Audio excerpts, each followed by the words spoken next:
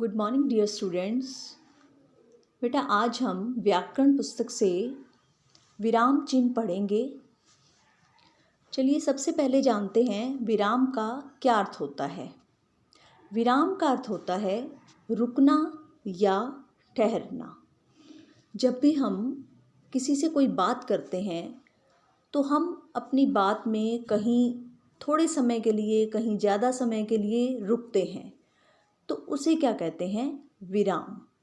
और जो इन विराम के लिए जो भी चिन्ह लगाए जाते हैं, जब हम अपनी बात को लिखते हैं तो वहाँ पर हमें विराम को दर्शाने के लिए जो चिन्ह लगाए जाते हैं उन्हें कहते हैं विराम चिन्ह। अब यहाँ पर आपको विराम चिन्ह के बारे में बताया गया है। सबसे पहले देखिए, पूर्ण विराम, अर्ध विराम, अल्प विराम, उपविराम, प्रश्नवाचक चिन्ह, विस्मयवाचक चिन्ह, योजक या विभाजक, निर्देशक चिन्ह, अवतरण या उद्धरण चिन्ह, विवरण चिन्ह, कोष्टक, हंसपद या त्रुटि पूरक, लाघव चिन्ह या संक्षेप सूचक। ये 13 जो आपको नाम दिए हुए हैं और इन्हीं के सामने इनका चिन्ह दिया हुआ है। ये आपने बड़े ध्यान से याद करना है कि उस जो भी नाम है उसका चिन्ह कौन सा है, ठीक है। या चिन्ह को देखकर भी आप नाम आपको ध्यान में रखना है कि ये चिन्ह किसका है, कौन से विराम का है, ठीक है। अब देखो, इन विराम का हमारी जो बात है उसको लिखते हुए इसका बहुत महत्व है। अब हम एक उदाहरण से समझेंगे।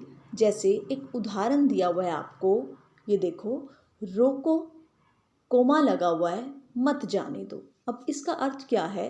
रोको मतलब कि उसे रोक लो, मत जाने दो, उसे जाने नहीं दो, ठीक है। अब दूसरी तरफ देखो, इसी वाक्य को लिखा हुआ है रोको मत जाने दो। अब यहाँ पर कोमा कहाँ लगा हुआ है? रोको मत के बाद। रोको मत क्या मतलब हुआ इसका? कि उसे नहीं रोको, जाने दो, ठीक है, उसे जाने दो मतलब कि मत रोको।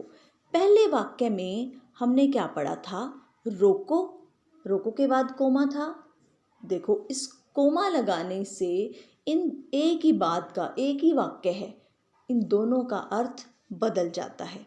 पहले वाक्य में उसे रोकने के लिए कहा गया है और कहा है कि नहीं जाने दो उसको। दूसरे वाक्य में कोमा हमने मत के बाद लगा दिया तो अर्थ बदल गया कि रोको मत, उसे जाने दो, ठीक है। तो इसलिए इन चिन्हों का बहुत ही महत्व है, हमारी बात का मतलब ही बदल जाता है, ठीक है। तो अब हम जानेंगे कि पहला जो है हमारा पूर्ण विराम क्या होता है। ये अब देखो, पूर्ण विराम आपको पता ही है, जब भी कोई बात हमारी पूरी तरह से ख़त्म हो जाती है उसके पीछे हम ये चिन्ह लगाते हैं, ठीक है।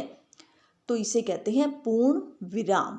ये खड़ी पाई की तरह होता है, एक जैसे आप 1 लिखते हैं वैसा।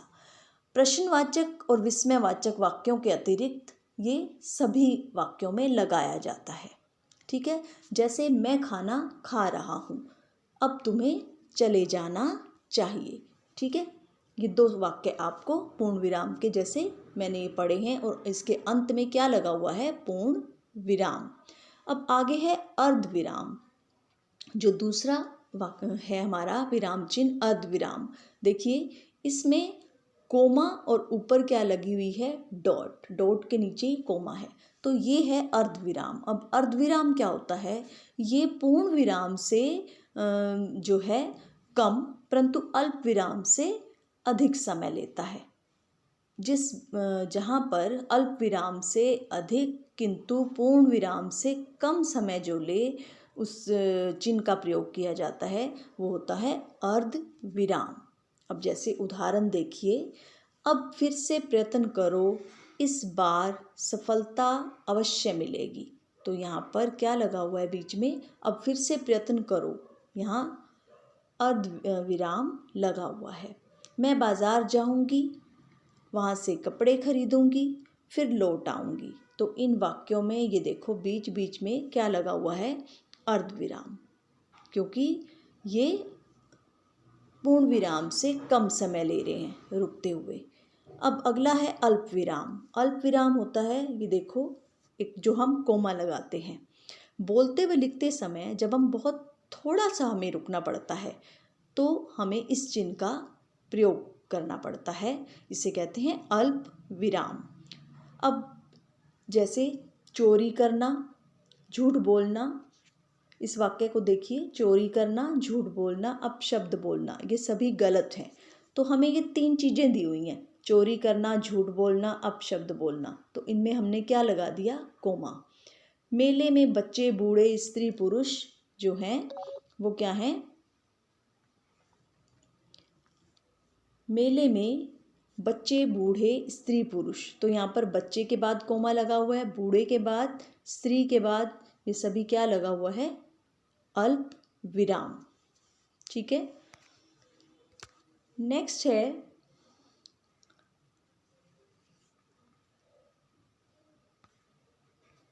उपविराम। जब भी हम कोई निर्देश देते हैं, कोई संवाद लिखते हैं, कुछ भी शीर्षक देते हैं किसी को, तो हम ये उपविराम चिन्ह का प्रयोग करते हैं। जैसे उदाहरण देखिए आप, विज्ञान, ये वाला उदाहरण देखिए, विज्ञान, यहाँ पर उपविराम लगाया है, वरदान या अभिशाप। विवेक कह रहा है, मित्र तुम क्या कर रहे हो। राजीव कहता है, स्कूल का गृह कार्य कर रहा हूँ। तो ये तीनों वाक्यों में आप देख रहे हैं उपविराम का प्रयोग किया गया है। अगला है प्रश्नवाचक चिन्ह। अब प्रश्नवाचक चिन्ह जो आपको पता ही है, जब भी हम प्रश्न पूछते हैं या, ठीक है, तो उसमें क्या लगाते हैं लास्ट में, प्रश्नवाचक चिन्ह। आपने क्या खाया,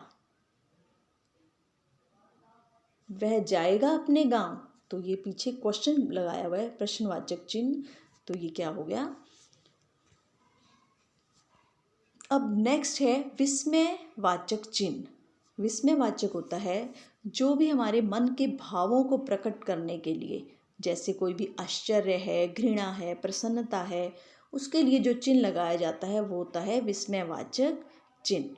जैसे अरे, अरे के बाद ये लगा हुआ है विस्मयवाचक चिन्ह। तुम कहाँ चले गए थे, ये क्वेश्चन पूछ रहा है, फिर पीछे प्रश्नवाचक लगा दिया, परंतु हमें विस्मयवाचक का ध्यान रखना है कि विस्मयवाचक यहाँ लगाया है। तुम कल आओगे मिलने, ये लास्ट में लगाया हुआ है, तो ये क्या है, विस्मयवाचक चिन्ह। अब इसमें देखो, छी, धिक्कार है तुम्हें, छी के बाद क्या लगा हुआ है, विस्मयवाचक चिन्ह। तो जो भी हमें ऐसे भाव जहाँ पर व्यक्त करने होते हैं तो विस्मयवाचक चिन्ह लगाया जाता है। आगे देखते हैं योजक चिन्ह। योजक होता है बच्चों, एक छोटी सी लाइन होती है बीच में, जब भी हम दो चीज़ों के बीच में, दो समान समस्त पदों के बीच में एक चिन्ह लगाते हैं, वो होता है योजक। जैसे ऊपर नीचे, भाई बहन, स्त्री पुरुष, खरा खोटा, तो इन सब में क्या लगा हुआ है, योजक चिन्ह। नेक्स्ट है निर्देशक चिन्ह। निर्देशक जो होता है ये भी एक लाइन है, परंतु ये योजक से बड़ी होती है।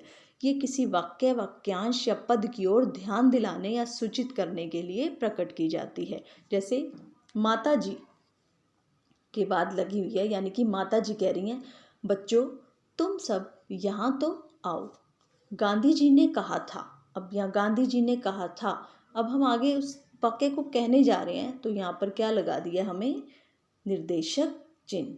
ठीक है, आगे है अवतरण या उद्धरण चिन्ह। आप जब भी ये देख रहे हैं, कोमा लगाते हैं हम, डबल और स्टार्ट करते हैं, कुछ ऐसा कोई भी स्लोगन लिखते हैं कुछ, तो हम इस तरह के उद्धरण चिन्ह लगाते हैं।